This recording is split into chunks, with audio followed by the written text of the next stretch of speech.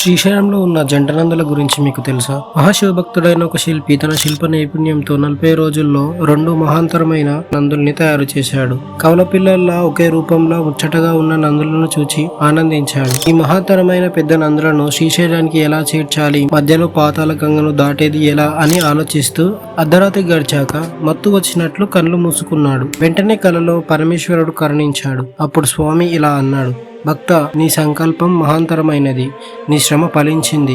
ఇదిగో ఈ పలుపుతాళ్లను తీసుకుని నందుల మెడలకు తగిలించు, వెనక్కి తిరిగి చూడకుండా శ్రీశైలం చేరుకో అని అన్నాడు. అప్పుడు ఉలిక్కిపడి లేచి వెంటనే కళ్ళు తెరిచి శిల్పి ఎదురుగా పలుపుతార్లు కనిపించాయి. సంతోషంతో ఉక్కిరిబిక్కిరై వెంటనే తాళ్లను నందుల మెడలకు తగిలించాడు. తాళ్లను చేతబట్టుకొని శ్రీశైలానికి బయలుదేరాడు. తెల్లవారుజామున పాతాళ గంగను చేరుకున్నాడు. అలాగే కృష్ణానదిని దాటసాగాడు. నీటిలో కొంత దూరం వెళ్ళాక రెండో వద్దకు చేరబోతున్నాడు. ఒక నంది అతని ముందు ఉన్నది, మరొకటి వెనుక వస్తున్నది. వెనుక వస్తున్న నంది కాళ్ళు నీళ్లలోని రాయి మధ్యలో ఇరుక్కొని అది రావడం మానేసింది.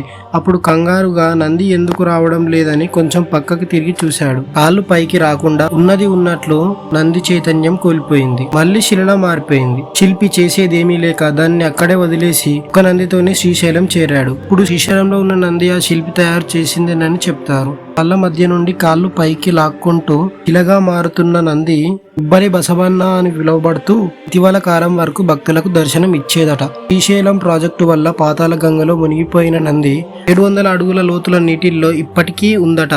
హర హర మహాదేవ శంభో శంకర. వీడియో నచ్చితే లైక్ చేసి కామెంట్ చేయండి. మన ఛానల్ని సబ్స్క్రైబ్ కూడా చేసుకోండి.